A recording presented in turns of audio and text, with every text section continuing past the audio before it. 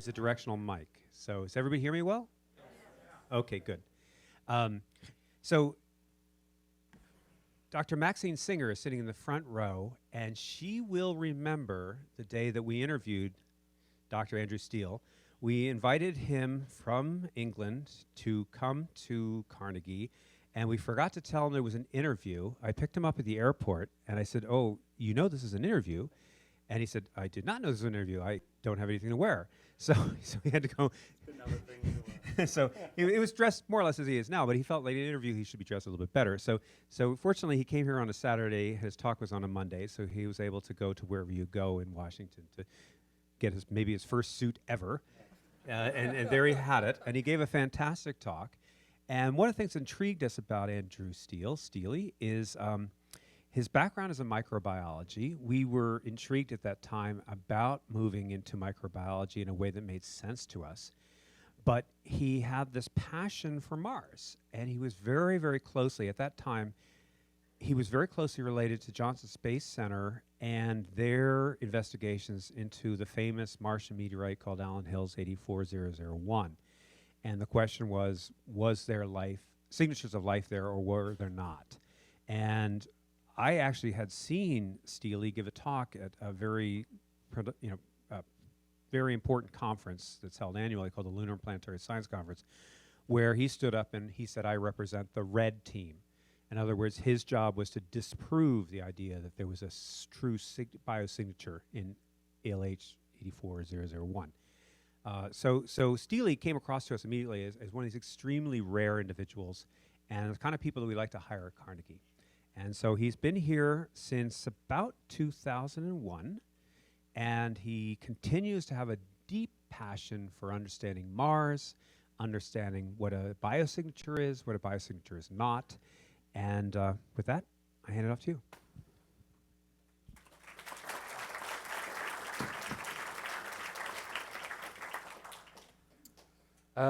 I'd just like to take a little minute, if you would indulge me.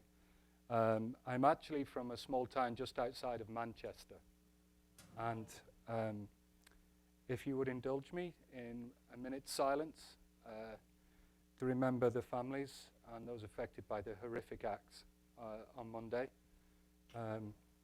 So please join me in a minute's silence starting now.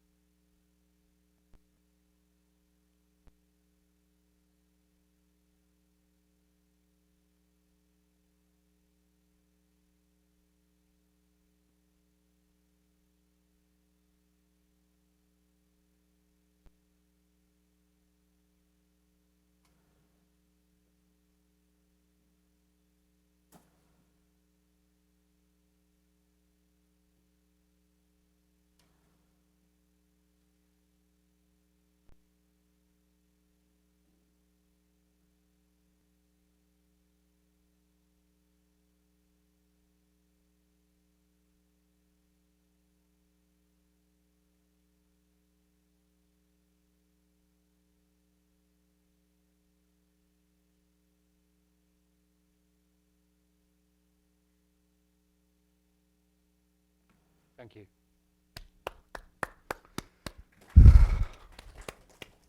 Right.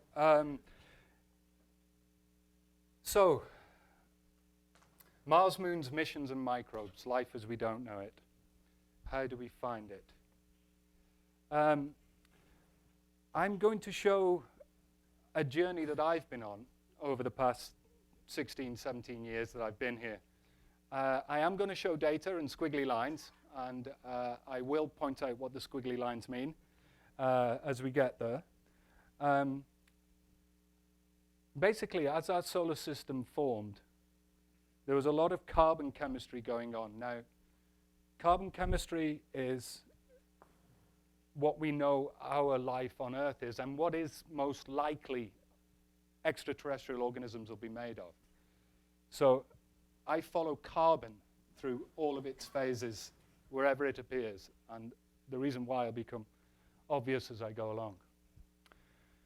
Now, there is a bunch of evidence to show that life on this planet started not long after the planet formed, and I'll go into that a little bit more detail with a series of investigations showing that life on this planet dates back to roughly 3.6 billion years. Now, the essence of science is the debate behind the data. And some of this data I don't agree with. And I don't think it passes the test that we have to do whilst looking for life elsewhere, which is way more complicated. Okay? And then we're really dealing with this bit here, right? We have all of this chemistry that went into making the planet, and then we have the first signs of life. And we have nothing connecting the two together at this point, right? And that rock record on Earth of that time is extremely rare, and Earth is a very active place. What record we have has been changed through billions of years of metamorphism and modern life living there, right? So this is a 12-hour clock, if you imagine that as a 12-hour clock. Life started, single-cell organisms, bacterial life, starts around about 5 past the hour.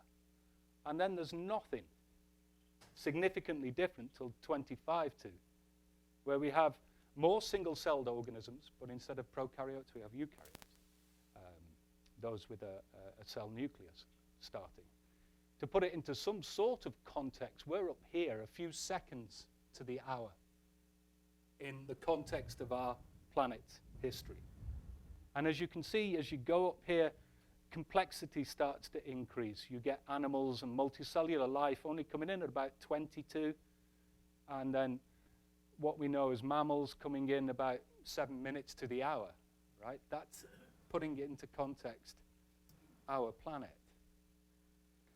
Now, back in the 1970s, there was an amazing discovery made at the deep sea hydrothermal vents. These are basically deep ocean vents where heat and gases are spewing out into the ocean through these chimneys, and they're teeming with life. Now, before this, a lot of people thought that life had to be at the surface because the energy that life needs comes from photosynthesis. This cemented our understanding of what is called chemosynthetic life. Organisms that can use chemistry and not light to gain their energy. Now, since this discovery, there has been huge amounts of research and a massive increase in our understanding of the diversity and the occurrence of life on our planet, from kilometers deep into the crust to miles high in the atmosphere, from boiling acid Yellowstone to the dry valleys of Antarctica. Life covers our planet.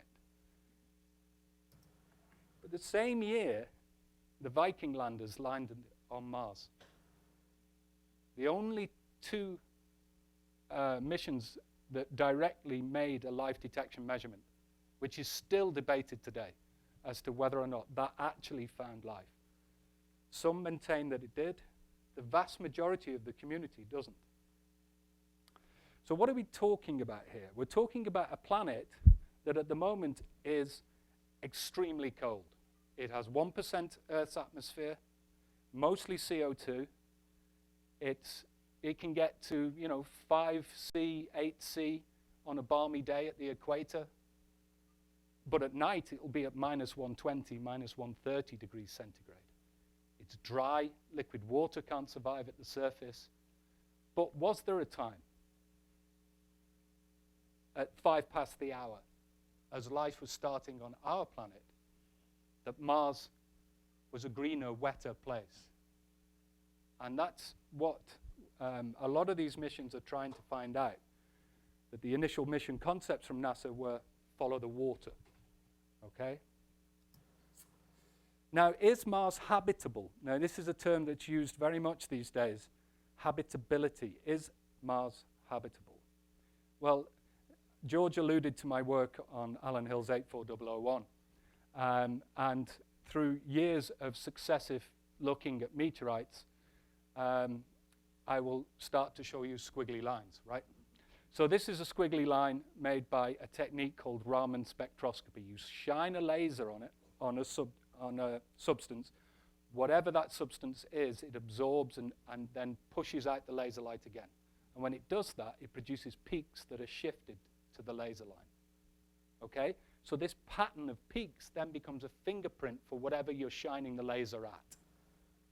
In this particular instance, this is beta-carotene and proteins from cells living in a crack in a Martian meteorite. Right? Is Mars habitable?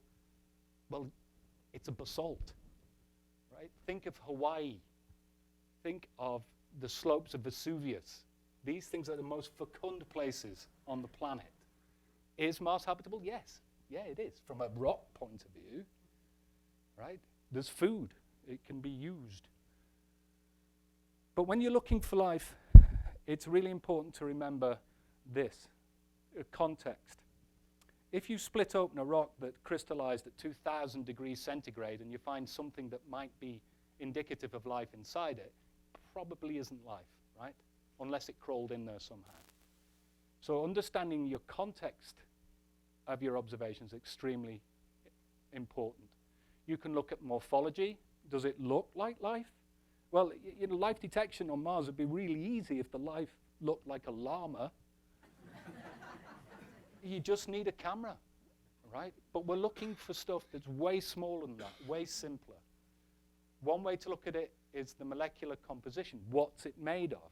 And seeing as it's all carbon chemistry, a lot of it, we call those organic molecules. So we're looking for the organic molecules in that. Now, life likes to split the isotopes. Most elements have different isotopes. And you can think about it as, I heard a young lady give a talk on this on the FAME lab, and she explained it brilliantly. It's like a bag of Chex Mix. So your carbon isotopes are all the different types of stuff in the Chex Mix. And life takes out only the stuff it likes and leaves behind the rest, right? And that's true of isotopes of carbon. It prefers the lighter isotope, C12, over the heavier isotope, C13. Mineral assemblages, life tends to do chemistry in weird places. Green rust is a great example. You can form it at hundreds and hundreds of degrees C in volcanoes, or you can form it at room temperature as long as you've got bacteria around. They tend to do work. Bacteria spit out energy and they do work. And they do it in strange places that you wouldn't expect that mineral or whatever assemblage to happen. And again, that comes back to your context. And the other one is obviously biochemical activity and moving. That's one example of biochemical activity, right? The others are producing the energy molecules that you need to live, adenosine triphosphate. You eat. You know, that kind of activity was the basis of the experiment of Viking. So basically what I have done over the years is try to think around this one very, very intractable problem. If there is life out there, it might not be like Earth life. And so how do you spot it? How do you recognize something that you don't know exists, you don't know what it's made of, you don't know where it is, and you have to second guess how you look for it? It seems an intractable problem. So I split it down to some very, very basic concepts, that life is carbon-based, and that it doesn't use all the carbon chemistry available to it. There are hundreds and hundreds of amino acids. Life chooses a very small subset. There are hundreds of purines and pyrimidines, but it chooses only a small subset of that to make DNA. So if you think, and I call this the LMNOP, because instead of ACTG, you might have LMNOP, right? You just don't know. But if it's there in a concentration that isn't predicted by organic chemistry, then you've got something to look at. And so what I have been doing with all of the measurements I make is trying to set a baseline, a calibration point of organic chemistry in all the places I can look to say, The context tells me this is organic chemistry or doesn't. And I'm going to take you through 3 examples of that. So as far as organics go, well, they happen to be everywhere, right? If you take a piece of metal and heat it to thousands of degrees and burn off all the carbon and take it out of the oven, it'll be filled with carbon in milliseconds. The air we breathe is full of organic chemistry that we've been doing from our car exhausts, from the plastic packaging we use. So we can contaminate things very easily. So the biggest problem is contaminant bacteria or contaminant organic chemistry. Also, when life dies, it changes. The geological time and pressure and temperature take the ingredients of life and the building blocks, and it shifts them, it changes them, right? So basically what you're trying to do is imagine just a blackened mess in a frying pan, and you try and reconstruct what that breakfast was, right? You don't know if it was hash browns or bacon and egg, if some of those molecules don't survive. The scale of the problem. Okay, you've all heard the phrase angels dancing on the head of a pin. These are bacteria dancing on the pointy bit. Okay, each one of these tiny little bacteria you could fit probably 50 across the head, the pointy bit of a pin. That's how small these things are. Now I'm going to use a term here, and it's going to be a reference term for the rest of my talk. These bacteria are about 1 micrometer long, right? 1 micron. Your hair is around about 100 microns in diameter, usually. So I'm going to keep coming back to that as we go along. Now this slide, basically, it's an arm-wavy slide, but I like it. The paper's not that brilliant, but the actual concept of this is superb. We have an entire tree of life on Earth. Everything that we know about is in a central box here. But if we find life elsewhere, and this was about Mars, and it was a paper supporting the Viking interpretation of life, you know, we are now in Solaria, and all our life is then Terrestria, Marsinia. You're actually inventing an entirely new tree of life. And if you find life, what's it like? What does it look like? What information systems has it got? Can we stop Craig Ventnor from patenting it and making the next soap out of it? You know, it's incredibly, but what does it tell us about Earth? If there is no life on Mars, why? Why? What does that say about how life started on this planet? On our little miracle occurred. What does it tell us about that? Now, to get across the scientific concept of finding life elsewhere, I mean, if it's not a llama, basically, the way science works is based on a community acceptance. And I think sometimes the public perception of scientists is that, oh, we've discovered life. No, we haven't. Back up, back up, back up. No, we have, right? And it becomes this debate amongst the scientists that can be misleading and confusing. People will put forward evidence and hypotheses that you then test. But the life detection actually comes down to community acceptance. And as you go up between a line along this x-axis, the more towards yes you get, the more community acceptance you require, right? So finding life elsewhere isn't up to me, it's up to my peers, right? And that's something that shouldn't be forgotten in all of this. So, Mars missions in this last decade. We have been living in a golden era of Mars research, both from orbital and landed robotic assets. Viking, way down here in the 70s, then Pathfinder, then the 2 MER rovers, Spirit and Opportunity. Currently, Curiosity's there, and I'm part of the science team for Curiosity. And ExoMars will be going there no, maybe ExoMars keeps moving to the right. There'll be another rover in 2020 from NASA, and I'll talk more about that later. So how do I study Mars? I study it in two ways. One is these missions, as a Curiosity, as I've told you, and this is a selfie taken by the Curiosity rover at Gale Crater. But the other way I look at them is by a meteorite. So imagine you're a rock on Mars, calmly minding your own business, and then one day this other rock comes flying in from the solar system, smacks you so hard that you just drift straight off Mars. You then circle the solar system for a few 100,000 years and and then this great big blue marble gets in the way that you crash into.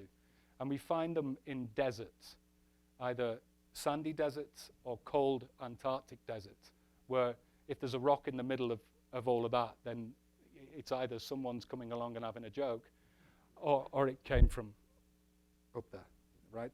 And we know they're from Mars because of the Viking missions.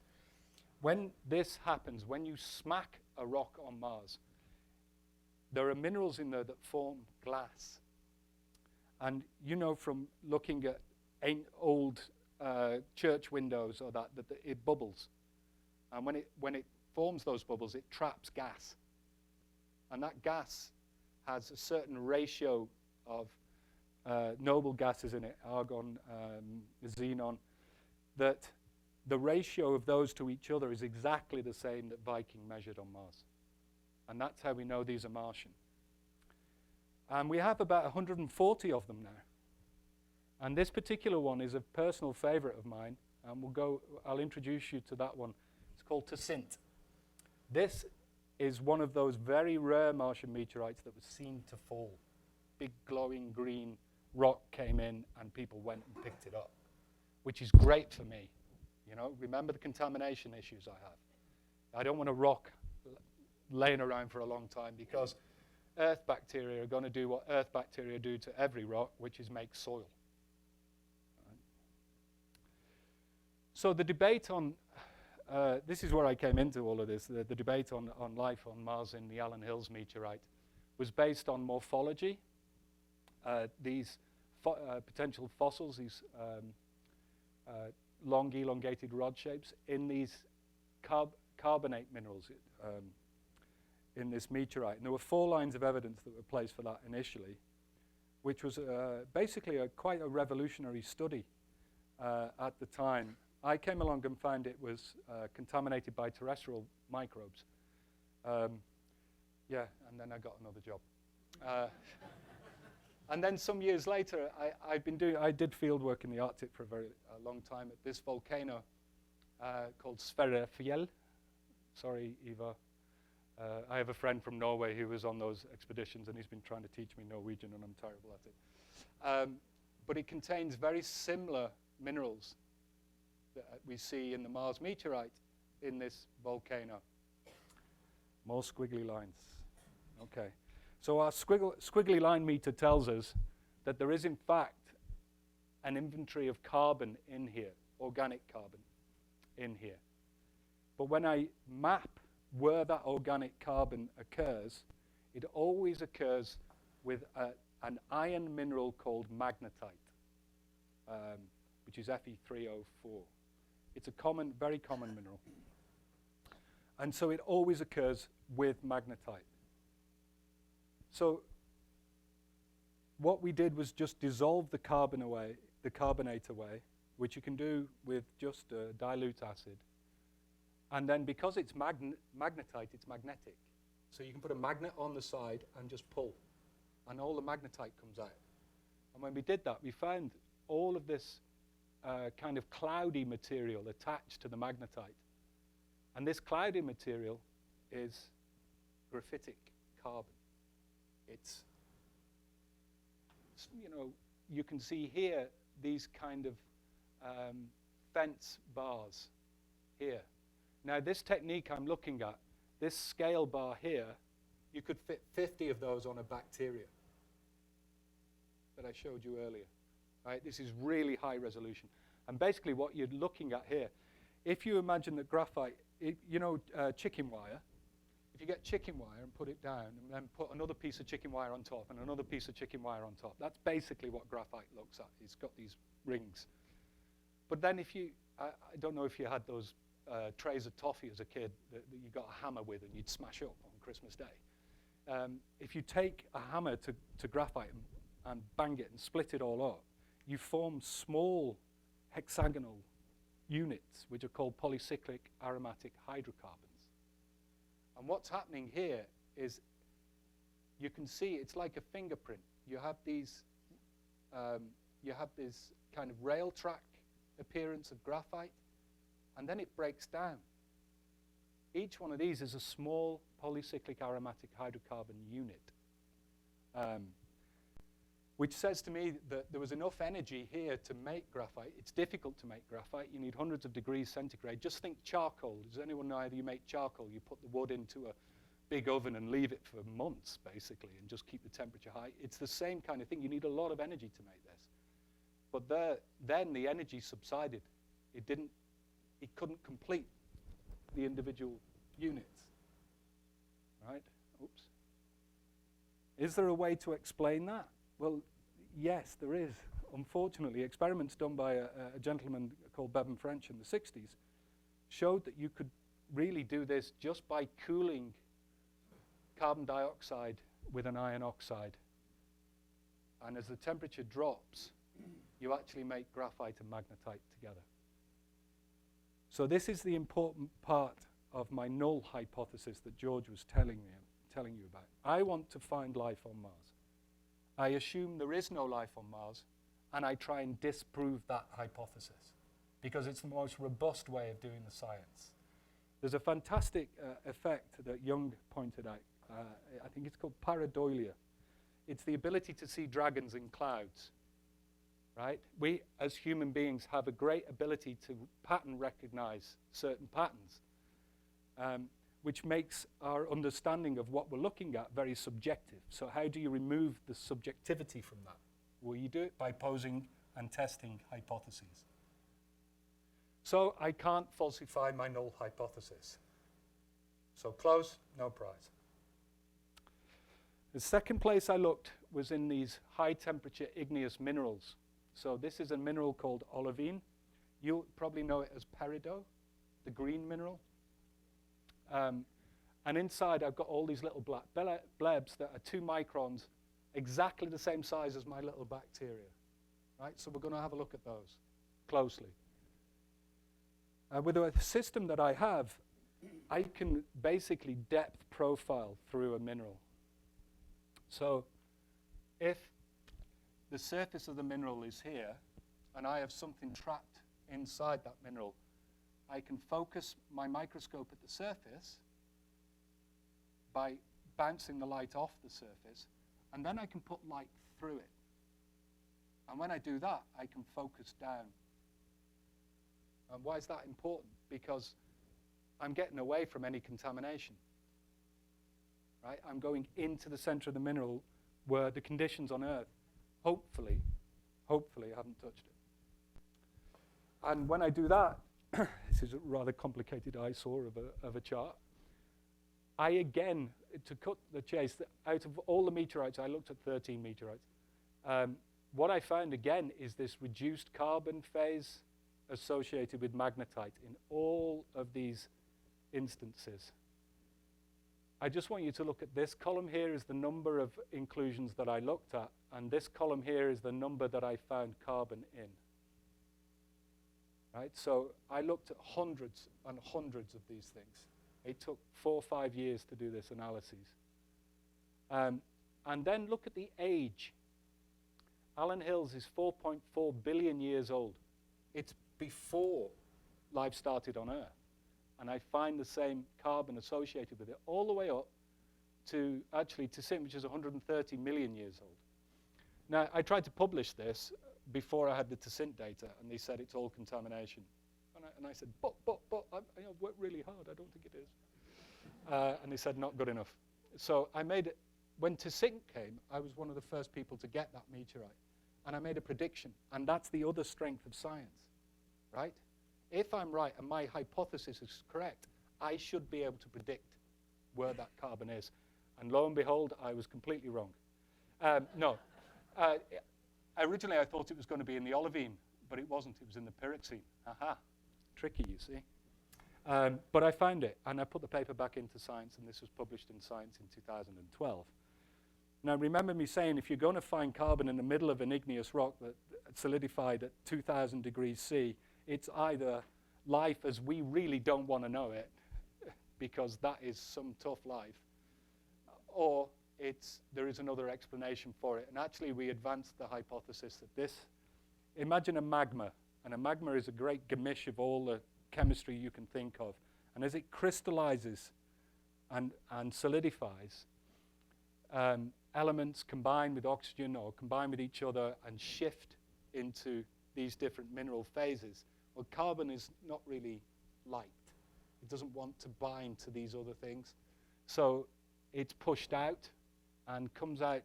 And because it's got nothing to bind to it, and it can bind to itself, it forms this kind of reduced carbon that I was forming, which is basically a form of Martian soot, right? And unfortunately,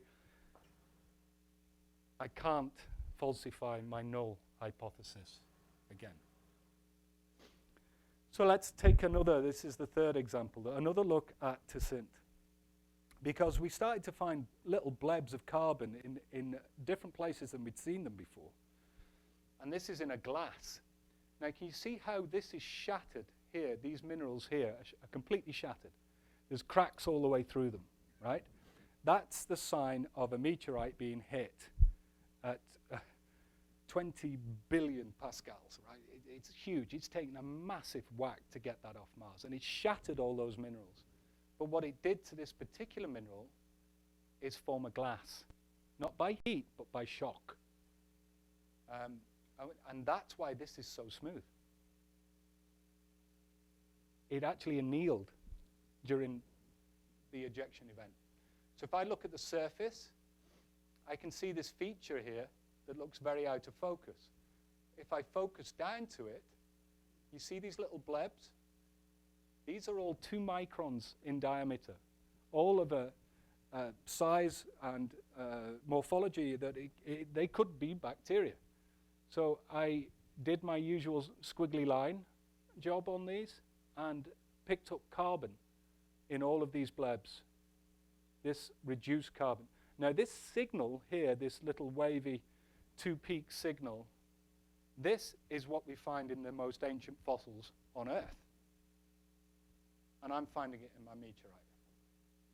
So let's take a closer look at this feature here, which I call the Scotty dog, because it looks, there's its mouth and there's its ears, and it does.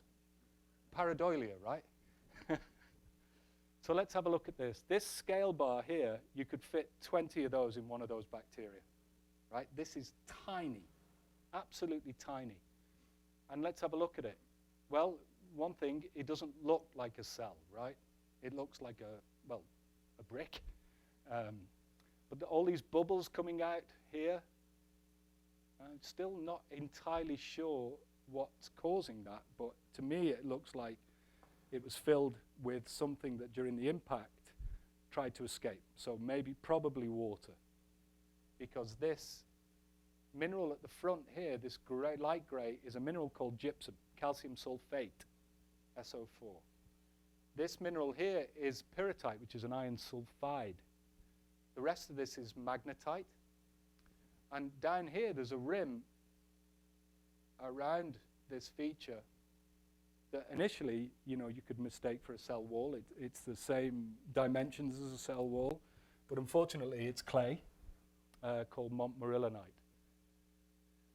So we took it to a synchrotron, which is a huge ring that produces X-rays that we can shine at this sample. And you can focus the X-rays down to a 20th of a bacterial length, really tiny. And when you do that, you produce a lot more squiggly lines. But these squiggly lines mean something completely different than the Raman. What this is showing is how carbon is bonded in that feature. Now I have carbon bonded to oxygen, carbon bonded to nitrogen, I have carbon bonded to itself. I have carboxyl groups. I have ringed nitrogen heterocyclics, ringed nitrogen compounds. Now, everyone wants to look at the carbon, but life on this planet can't exist without nitrogen. All of the compounds that we use, amino acids, nucleotides, all need nitrogen in there to help those molecules work. So I have carbon-nitrogen-bearing compounds in here. I have sizes and shapes and morphology that are bacterial. I have a light carbon isotopic signal from this of -20. I have a reduced carbon signal that matches some of the fossils. I have way more evidence for life in this than the original Alan Hill's hypothesis. So, can I falsify my hypothesis? Well, looking carefully at it, I find the same features in morphological features that don't resemble bacteria, unfortunately. These laths of magnetite with this carbon in it. But when we have this amazing instrument here that's able to look at isotopes in really, really tiny samples, and it allows me to punch down to those features so that I don't have them exposed to the atmosphere at all. And what I get is isotopes of hydrogen. So hydrogen and deuterium, the ratio of hydrogen to deuterium on Earth is here at around 0 per mil, right? On Mars, it's huge. It's up to 5,000 per mil, right? Way more D than H. You know, the Chicks Mix packet is just filled with D, and a lot of the H is gone, right? So the signals that I get are 2,000 to 4,000 per mil. So the good news is that carbon is Martian. The bad news is it seems to be everywhere in these magnetite grains. And again, I have this association of a mineral with the organics. So what's that trying to tell me? Looking even more carefully at it with another technique that actually measures the mass of the atoms and molecules that are in your sample, what I get is a hotspot that backs up all the data I got from my squiggly line techniques, but also shows me iron chloride in this area here, shows me iron oxides, it shows me weird perchlorate concentrations, weird sulfur concentrations. So what is this telling me? Well, we had a closer look at it. We had a closer look at it in other meteorites. We went to 2 other Martian meteorites, NWA 1950 and one called Nakla. And again, looked at these features where I find this reduced carbon phase with magnetite. And this time, I decided to use the scientific equivalent of a woodworker's router, where you basically slice out a sample from the surface of your sample. So in this case, I can slice out a really wafer-thin part of this sample that is basically 20 microns long, 20 bacterial lengths long, and 1/10 of a bacteria thick. And I can shine electrons through that in a similar way that I showed those really high-resolution images earlier. And what I find is, not only is the carbon associated with magnetite, this is a magnetite grain, this big white grain here is magnetite, and the gray stuff underneath is this reduced carbon phase, but the magnetite has this weird pattern. Let me go back. Has this weird pattern in it, comb-like pattern. You can see here, right? When I look at the chemistry of that, I get this titanium-rich phase. Now imagine a dinner fork, right? And between the solid tines are made of titanium-rich magnetite. And the gaps in between were filled with titanium-poor magnetite, but that's gone now. It's not there. In its place is chlorine, carbon, nitrogen, a bit of oxygen, a bit of silicon. Something's happened to this magnetite grain. Some chemistry's happened. If I look at other parts of the sample, I see the same thing. You see these edges are really, they don't meet. If I was to push those together, they wouldn't meet. Here as well. And you can see other minerals being deposited. Again, this scale bar is about a fifth the width of a bacteria. So there's some chemistry going on here. What's going on? I increase the contrast so you can see what I mean. It's a comb. It's almost like a hair comb, right? Where the middle bits have gone. This bit here, the iron poor ones. Is there any way I can explain that? And weirdly, there is. And it's a really interesting process, actually. Anyone ever got one of those batteries that you can stick 2 electrodes into an apple and you can light an LED? Right? Have you ever seen those? Right? What we have here, well, if you do that, what you can do is split water. You can split water to hydrogen and oxygen. And why is that important? Well, hydrogen hangs around carbon, especially carbon dioxide. It does chemistry with it. It does really quite profound chemistry. So what's happening here, I think, is those titanium-rich laths are my cathode. The titanium poor was the anode, and it's disappearing. Anodes disappear. I don't know if you know this, but you protect ships by putting sacrificial anodes on the outside so they don't rust. The anode rusts preferentially. So if you want to preserve your ship, I think it started with Michael Faraday with copper boats back in the 1700s, I think.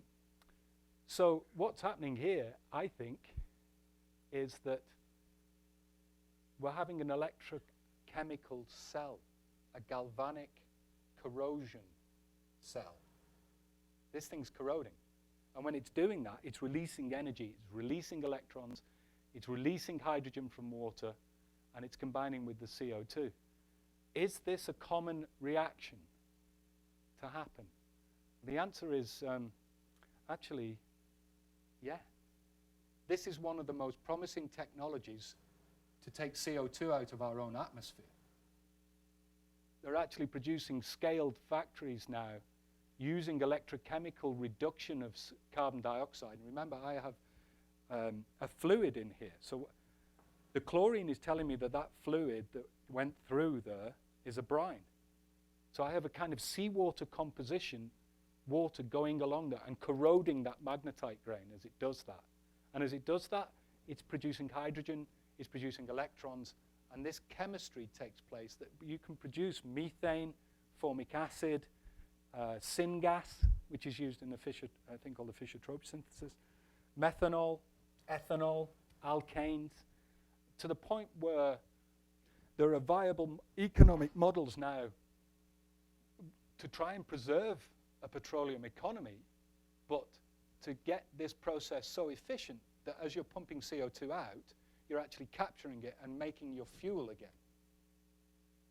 There's obviously an energy barrier to that.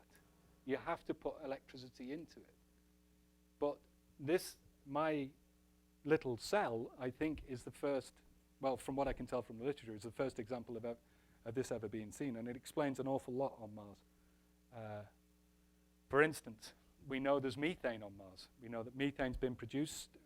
The Curiosity rovers found it. We found it from orbit. But no one can agree on the formation mechanism. Well, I've got a new one that I've just put in there. Electrochemical reduction of CO2. And not to be flippant, but it does strike me as maybe not coincidental. What colour's Mars? Red. What colour's rust?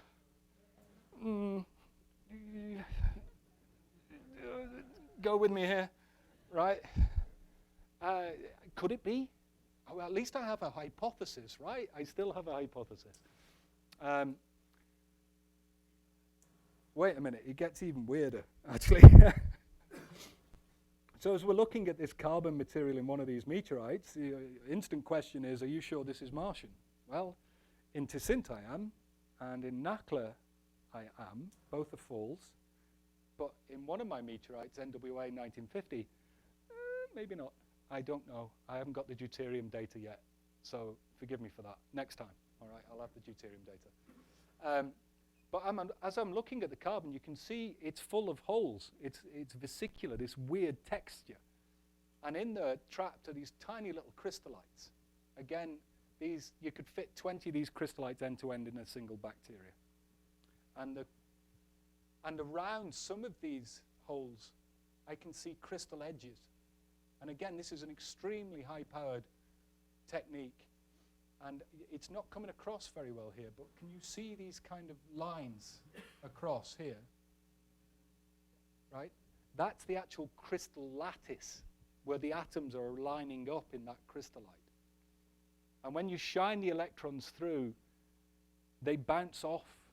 They're diffracted, they're moved by the crystal lattice in certain very fixed ways. The chemistry of those crystallites is carbon, chlorine, and oxygen containing. So I have carbon, chlorine, oxygen, and these crystallites in the carbon. And then when I look at how the electrons are moved by the crystal lattice and make the measurements, and these basically it's a spot of electrons going through this crystal, and these lattices are literally moving them apart. I find three phases. And those are either phosgene, which, has anyone seen the film The Martian? Okay, phosgene's mustard gas. So that, yeah, that film would have been completely different. Hey, I'm on Mars. Poof. Right? It's lethal at 3 parts per million. Right, so we're hoping it's not phosgene. But the others are type 1 or type 2 clathrates, hydrates, which are these ways of storing methane in a clathrate under the sea. It's a cage of water that surrounds a molecule, like this. And inside the cages are a guest molecule. In this case, the first clathrate was discovered by Humphrey Davy in 1811, and he called it solid chlorine because it was chlorine gas, but it wouldn't turn to water until past 8 degrees C. So he actually called it solid chlorine. The good news is phosgene decomposes at minus 120 degrees C. So why is it in a meteorite at room temperature? Right? It can't be phosgene. So I'll leave that open for a second. So I have the privilege of being able to make my measurements not on one planet but on 2. And I'm going to show you the mission data that we've taken on Curiosity. I love this particular picture of Curiosity, even though there are a lot of better pictures of it, because this was my field site in the Arctic. And if you look here, you see that little tiny patch of green? That's grass. I don't think the people at JPL, when he put this together, realized. But there's a Martian field. So the Curiosity rover went to an impact crater. So remember, I mean, one of our rocks could be from one of these, could have been from here and transported out, as far as we know. It's 3.6 billion years old, right, when life started on Earth. It's 155 kilometers in diameter. That is, whatever hit it, it was a huge belt, right? It's a 5-kilometer deep at this point, right? And we've been landed here and then making our merry way up here, measuring all the sedimentology as we go. Eva, yeah, look, sediment. I'm not really a geologist, so I like to tease my geologist friends. So what we have on there is an instrument that produces squiggly lines. Right? But this time, the squiggly lines mean something slightly different. So what we do is we heat up a sample in this oven and release the gas. And then we sniff that gas through a thing called a mass spectrometer. A mass spectrometer literally measures the mass. It's a meter of mass. So carbon weighs 12, oxygen 16, hydrogen 1, deuterium 2. And so you can quickly CO2, CO2 is what, 44, right? So you can quickly build up and sniff the masses coming off over as you increase the temperature. And so you can imagine that something that breaks down at low temperature and contain carbon dioxide, you would get a carbon dioxide peak at a low temperature. So you can start to deconvolve what it's made of by looking at the temperature it was released at. But the other thing we can do is put the gas into a gas chromatograph. Does everyone remember using ink and putting it in water and paper, and you see the ink separate? It basically does that with the gas and separates it out, and then measures the mass of the different components. Right? So that's the two things we've been doing. And up until a couple of months ago, I could have shown you this, but then I would have had to pledge you all to silence. But this has all been released now. And when we look at it, what we find is chloromethane molecules. Now, methane is C with 4 hydrogens attached. Now, you can take 1, 2, 3, or 4 of those hydrogens off and put a chlorine molecule on. Right? Now, remember, my samples were filled with chlorine, carbon, and oxygen. Right? So what the oxygen could be in the clathrate, which is water, H2O, and so what could be left behind is chloromethane. I could have found those chloromethane clathrates. Now, one thing I do know is those only form at minus 96 Celsius under Martian conditions and don't form in terrestrial conditions at all. So that organic carbon is Martian. It's not, it can't be from Earth. But what I might have is the source of these chloromethane molecules that Curiosity has found. And when we look even closer at the squiggly lines, above 600 to 800 degrees C, in that window there, we get a peak from all of these different organic masses. These chain hydrocarbons, where one carbon is joined to another, is joined to another, is joined to another. They're called alkyl hydrocarbons. So you get this kind of C to C to C to C going on. Aromatic, which are your rings. Right? There we go. That kind of stuff. Oh, sorry, George. Right? And we see aromatic hydrocarbons coming off as well. That looks remarkably like Tisint. So I have the luxury of having that instrument in the SAM team with Paul Mahaffey at Goddard. We have an exact replica of the instrument on Mars under Martian conditions in this huge vacuum chamber at Goddard. So I decided to put my meteorite in there and see what it gave us. It gave us exactly the same, almost exactly the same. So I've performed the analysis on that meteorite under Martian conditions by a flight analog unit, and I get the same stuff. To the point that this table is 3 columns. Tisint laboratory analysis, this is everything that I've shown you before with all the different squiggly lines from all the different microscope techniques from the meteorite itself. This is that meteorite tested under the same conditions that we have with the SAM instrument. It's a sample analysis at Mars instrument on the Curiosity rover, and these are the Curiosity rover observations. And you can see I can tick aromatic, aliphatic, organic chlorine compounds. Well, we didn't quite find those with the test bed, but I have them in those two. Carboxyl, actually that's a yes now. Carbonyl, yes. Amine, nitrogen heterocyclics, benzonitrile, thiophene, dimethyl sulfide, blah, blah, blah, blah, blah. So all of the organics that I've been showing you in my in situ techniques, we've found in samples on Mars. So the conclusions of my Mars investigations are, I can't falsify my null hypothesis no matter how hard I try, right? I just can't. I've shown you 3 examples of stuff that looks like it could be life, and I've shown you how I've basically come up with hypotheses to explain each analysis, and that's really quite vexing. I mean, yeah, okay, I'm quite proud of my little self, but it's not exactly what I signed up for, right? Martian carbon formed from hydrothermal interactions, and my hypothesis is from the electrochemical reduction of carbon dioxide. which has massive implications for early life on this planet, because you move from that black smoker environment, which are fairly rare, to anywhere seawater interacts with igneous province, i.e. the entire ocean floor, which is really exciting. That's where I'm going next. That's where my research is going.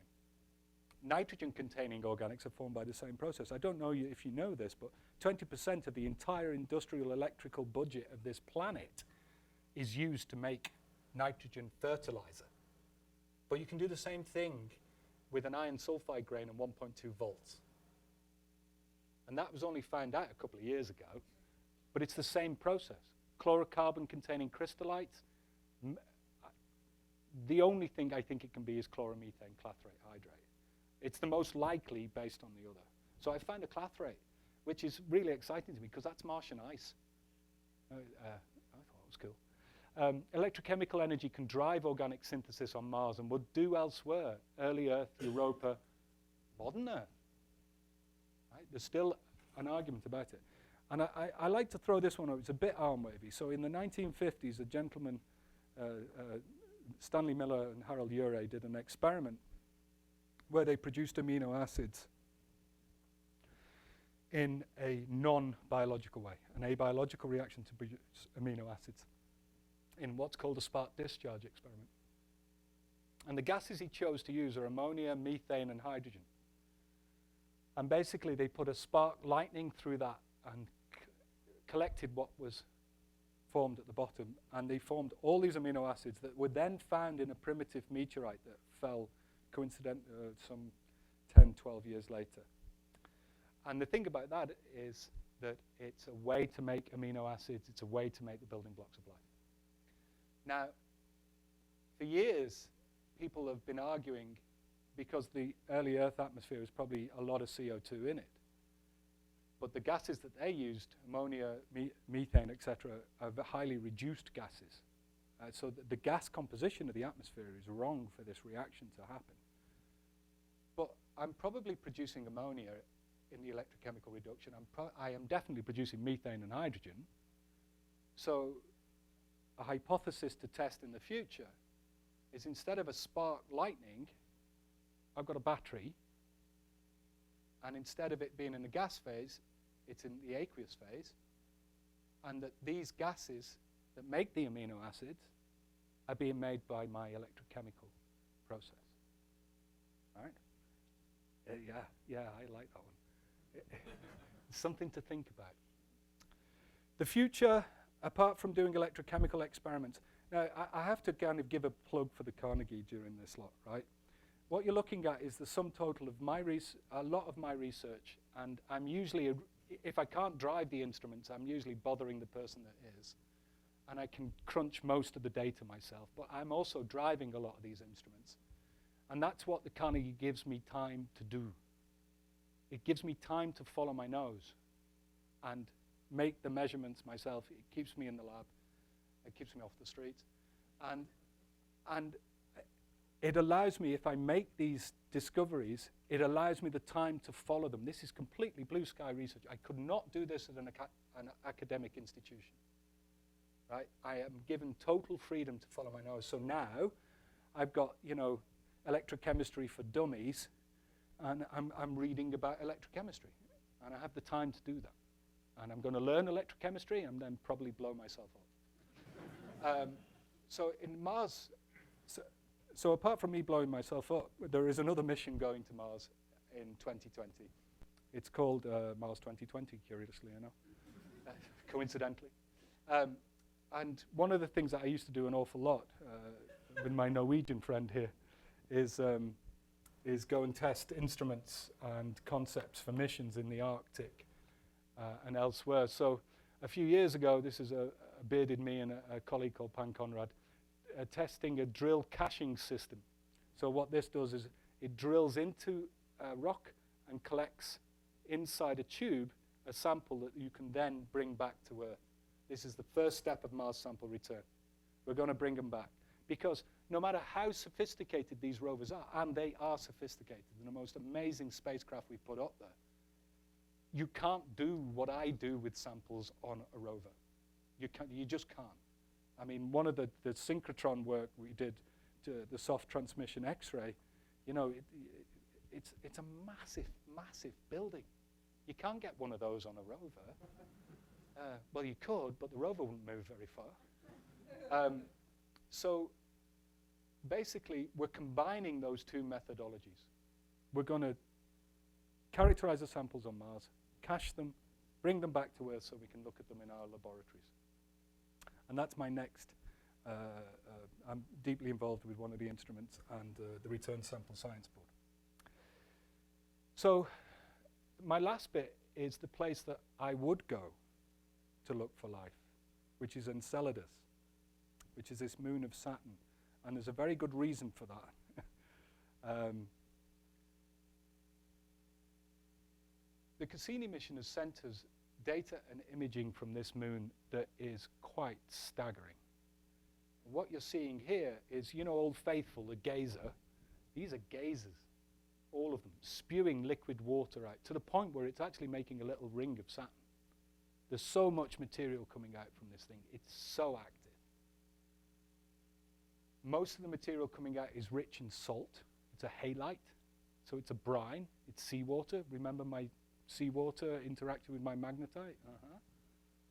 Right? This is the latest picture and one of the last pictures Cassini will take of Enceladus. And you can see that the moon is there, right? And these bright rays coming out are actually water being thrown out into the solar system. Basically a free sample, right? The problem is with Mars sample return, you're going from a gravity well to a gravity well. And then you have to get out of that gravity well to come back. This you don't. It's free sample. You can just fly through it, collect it, and bring it back, right? That is just spectacular. The gazers are spewing out from these what they call tiger stripes, where the temperature is really quite hot. And people are speculating as to why, because it doesn't seem, it's not like Earth. Earth has the infernal engine, right? It has the core driving the dynamic processes at the surface. Mars's core is silent. There's no energy there. If the search for life is 1 million test tubes long, Mars, from what I'm seeing, got to test tube 5 or 6 and then stopped. Because all of those test tubes need a Bunsen burner.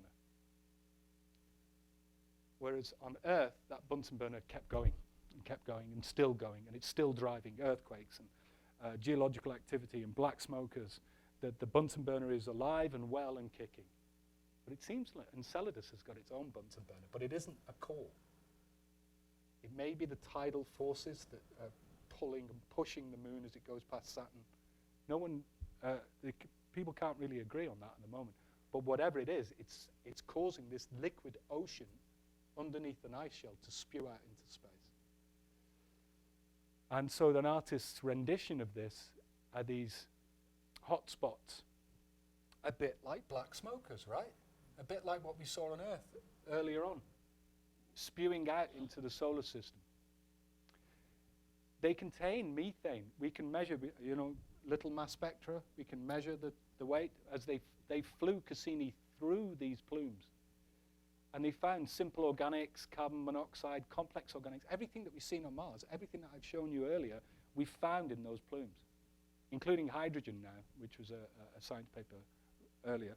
And Europa has them as well, but they seem to be episodic. Enceladus just seems to be going, come on, come on. And Europa is going, well, maybe. You know, yeah, have a little bit. So we know there's methane in there. Is it formed the same way? I want to go and test my hypothesis on that. Do we have any analogues for that? Well, strangely enough, yes, we do. There are 2 meteorites, 2 ordinary chondrites. Ordinary chondrites are called ordinary chondrites because as far as meteorite goes, they're really quite ordinary. There's lots of them. And inside them, we find these blue crystals. And the blue crystals is actually salt. And the reason it's blue is because it's been radiation damaged. I mean, absolutely hammered by radiation. And these halite grains, there are little minerals trapped in inclusions. And the minerals in the inclusions are not from the host meteorite. They're completely different. these halite grains came from something like Enceladus, because that water doesn't, those geysers don't remain liquid water, right? And any salt that was in them, and they found sodium in those plumes, any salt in them is crystallizing out. So basically what we're seeing here is an analog for that. It could have been, these meteorites are 4.45 billion years older than the Earth. And these salt crystals are ingrained in there. So this meteorite, during forming, passed through a plume, is the hypothesis, right? And we trap this. So we have an analog for looking at Enceladus in these. And when I do the same types of analyses, what do I find? Oops. I find chloromethane and methane and the same kind of reduced carbon trapped inside these inclusions, inside these halite grains. So if there is a little microbe swimming around in the bottom of Enceladus's ocean, calmly minding its own business, and then what goes into this riptide of a geyser, and then is spewed out into space, you know, one day we might pick that one up in a mission that will bring the stuff back. But because of the lead time on these missions, and because it takes so long to design and fly and bring back and start the analyses, it'll be my daughter, Annalise, or you, who'll be making these measurements in the future, not me, right? But I hope that I showed you how, right?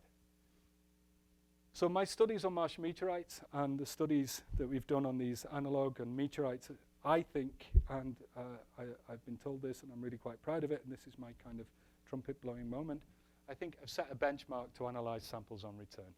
And I'm part of the return sample science board for these. The sample analysis chain, sample preparation, planetary protection, all the planets all the time. You can't just bring back stuff from Mars because it might have microbes in, and those microbes might not be very friendly to us. So we have to protect Mars from us, and we have to protect us from Mars. And that's called planetary protection. And the coolest job title in the world is the Planetary Protection Officer at NASA. Right? She's a lady in black. In situ versus bulk analysis, how to bring that data together in a complementary fashion. I made observations both on whole rocks, on slices, on tiny portions, and with instruments on another planet. Everything that I told you that I needed to do, context, isotopes, mineralogy, inorganic and organic analysis, I have done and completed. Can't falsify my null hypothesis, but I'm going to keep trying. There is terrestrial contamination in these meteorites, which makes me really quite happy in some ways because I'm finding it, which means I can find Earth life on Earth, right? Thank you. Right? Okay. So with that, I will take questions. Thank you very much.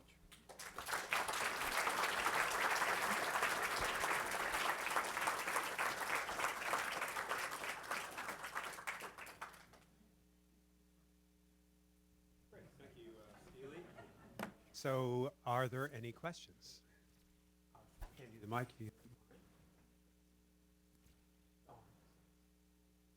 I'm very concerned about planetary protection. Could you explain what that job is and what they're doing? Okay. So planetary protection is governed by a thing called the Outer Space Treaty, of which all spacefaring nations are a signatory. And it basically puts in place a series of checks, balances, and protocols and procedures to sterilize spacecraft on the way out, and to ensure that any return sample is handled in such a way that no organism can escape. And that has been put in place since the late 1960s. Viking spacecraft were put in a massive oven and baked for 24 hours at over 180 Celsius. The return samples, there is a thing called break the chain. So as the samples of Martian material have been collected on the surface, they will be cached in a certain way, and then a biobarrier put around them, and another biobarrier around that. So the samples are completely contained within that, and those barriers can survive Earth re-entry and and have done. We've brought stuff back from asteroids, the Genesis mission, the Stardust mission. Well, actually, Genesis isn't a good example, is it? No. They put the pressure housing that sensed when the parachute Genesis captured. So the only thing it sensed was internal pressure. So it was supposed to come through the atmosphere and open the parachute when the atmospheric pressure got so high, but because it was Well, it was sort of sad. I mean, all of us were watching it because many of our colleagues were collaborators on that mission. And so we were watching it in real time. And I remember when we all took a look at the screen and you just saw the spacecraft, it just completely cratered into Utah. It was like, oh, ooh. Yeah. It turns out that actually it broke into 100,000 shards of glass panels, and people actually have been working on it and extracting critical information. So it hasn't been a failure. It's just been a lot harder. And then it did inform the next mission that a number of us were collaborators on too, which was the Stardust mission, where this time they got the accelerometer correct. That was fine. The Stardust mission. Of course, that time they landed in a dry lake, but it wasn't dry. So basically, the planetary protection issues are covered by the engineering models, and there will be a broken chain. Hello. Yeah, there we go. Flipped away. Believe me, I'm on several panels that look at this, and we're basically making sure that the whole outside of the space is before it.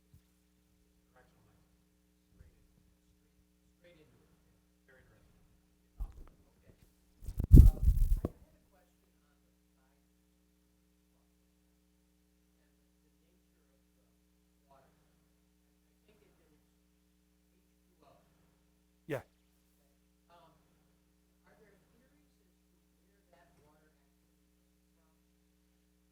Um,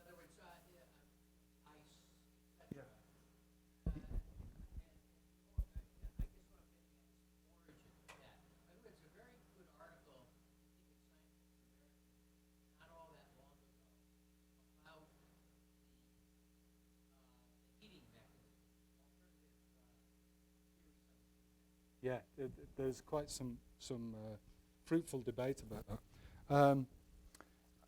The water, I mean, I wish I had some of my astronomy colleagues in here because they're much better at explaining this than me. But during the basically the planetary formation and coalescing from a disk, that water is primordial. It's left over from the formation of the solar system and formed these icy bodies out beyond what's called the ice line. And so, you know, you look at a lot of the planets and moons out there, Europa, Enceladus, Ceres, and even Pluto we're finding, contain a lot of water ice that's just bound at the surface. And so it basically is primordial. I could add to that a little bit, though, because one of the strange things about water in general is it tends to be isotopically a lot heavier than what hydrogen in general tends to be in the solar system, both in Jupiter and the sun. And so there's a lot of mystery, actually, still, as to why that would be so. And so people are still working on it. And in fact, on this campus, there are quite a few people who are focusing a lot of the research on understanding what hydrogen in general means. You got another question? Going around the back.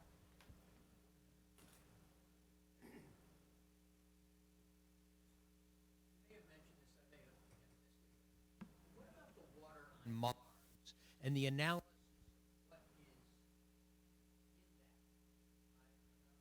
what is in that? I don't know how others have heard about it. Pure ice, nothing else in it, or is there other chemicals? Yeah. There's a lot of, right, so looking in the Martian meteorites, you can tell that a lot of the fluids are brine. Basically, it's sodium chloride or potassium chloride, some sulfate, calcium sulfates, things like that in there. But there's also a lot of stuff called perchlorate, which is a very oxidizing chemical, and it's caused us a lot of problems as far as looking for places where organics might survive on Mars and therefore find evidence of life. But the water, every indication, I mean, you know, there's water at Mars's poles. That wasn't really sampled by Phoenix. They kind of tried to, but couldn't. because it's, you know, ice at that kind of temperature you can hit with a sledgehammer, and it only had an arm to scoop. So it tested some of that ice and found a lot of perchlorate in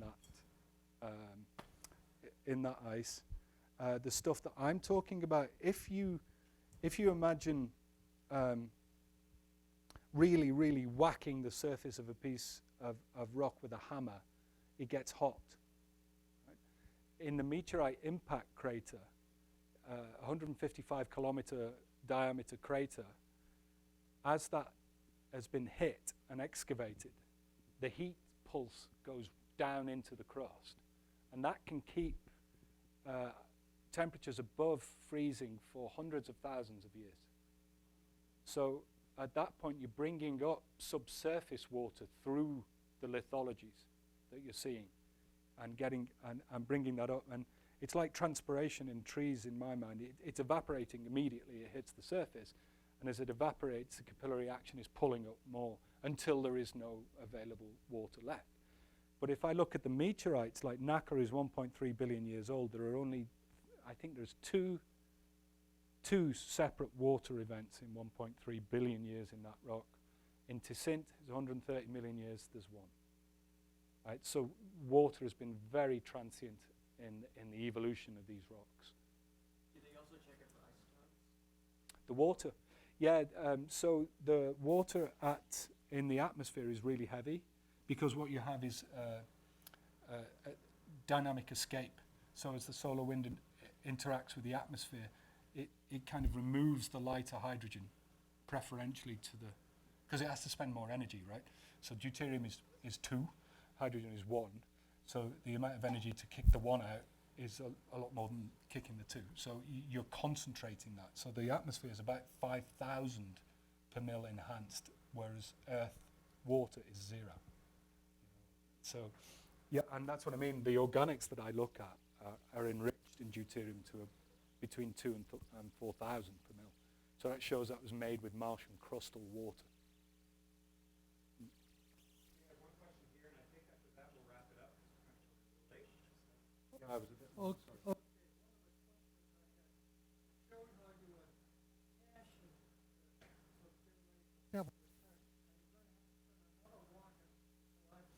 Yeah. Yeah. We're not allowed to talk about it. Well, no, I mean, OMB, NASA's not allowed to plan that mission yet. So we don't know. There's probably going to be boots on the ground on Mars before that happens. But basically, it's a 3-mission architecture. One is your rover. So you want to know the context of the samples. You know, I was saying about context. So you need to get the right samples. You don't just want to go and grab something and run. You want to get the right samples. And then, so they're sending an MSL class rover, the same one as Curiosity, to find the right samples and to be able to sample them. And then that will leave the samples there for the next mission, which will have a smaller rover and a thing called the MAV, which is the Mars Ascent Vehicle, which is, you know, a rocket.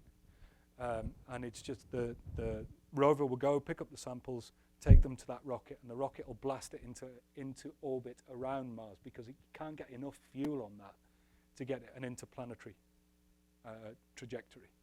So at that point, you have this little thing, I always imagine like a mini Death Star, circling Mars, right, bleeping, and hoping for the next mission, which will be a flyby, and it will rendezvous, and then it will boost back to Earth. So it's a 3-mission architecture, and of which this is the first stage. Now it's going to take about, you know, the lead time on any mission is about 7 years, from concept to flight. So we haven't even started talking the second mission yet. And all of the talk at the moment is about human exploration.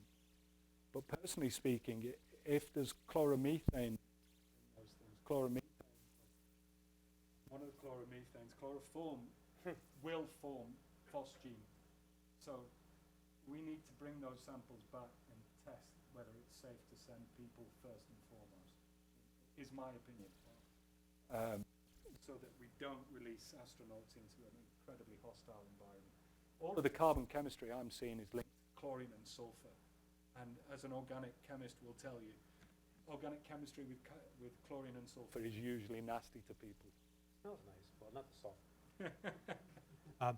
I would say if you have any other further questions, Steele would probably be happy to hang out and answer some questions, but I think for the majority of people, we've gone into overtime. So I would ask you to thank Steele one more time for a fantastic talk. Thank you very much. Thank you for coming.